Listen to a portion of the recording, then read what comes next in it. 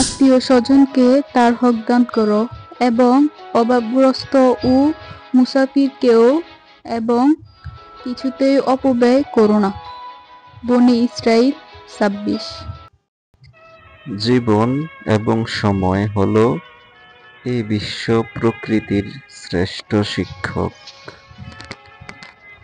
কারণ জীবন আমাদের শিক্ষা দেয় সময়কে সঠিকভাবে ব্যবহার করতে এবং সময় শেখায় জীবনের সঠিক মূল্য দিতে।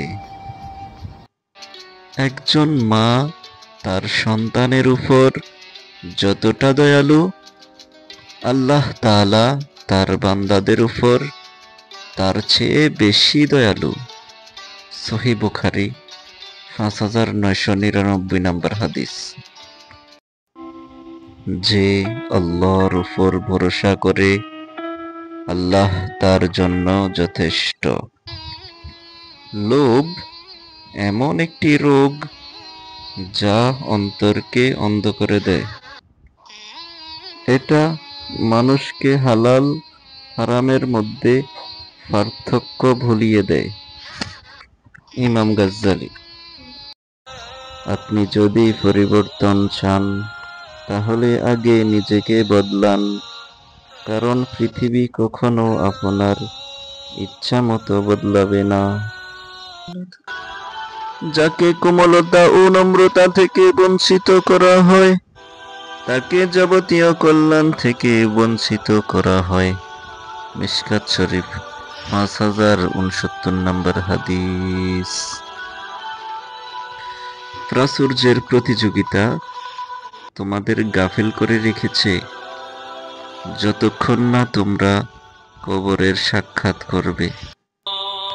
নফসের উপর জয়লাভ করাই হলো প্রকৃত বিজয়। তাই তোমরা ইবাদত কখনো বন্ধ করো না।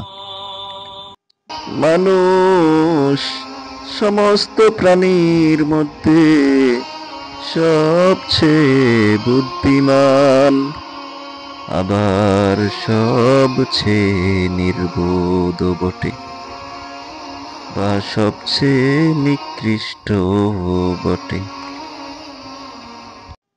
ধীরে চলা কোনো ব্যাপারই না, যতক্ষণ না আপনি থেমে যান। শিশুদের কিভাবে ভাবতে হয় তা শেখানো উচিত, কি ভাবতে হবে সেটা নয়। একটা পরীক্ষাতে হেরে যাওয়া মানে জীবনে হেরে যাওয়া নয়। আবার চেষ্টা করার সাহসই হলো আসল বিজয়। অনুভূতি কখনো সঠিক বা ভুল হয় না, এটি কেবল হৃদয়ের প্রতিধ্বনি, যা মানুষকে তার নিজের সঙ্গে এবং প্রিয়জনদের সঙ্গে সংযুক্ত রাখে। নতজানু হয়ে সারা জীবন বাঁচার চেয়ে আমি এখনই মৃত্যুর জন্য প্রস্তুত রয়েছি।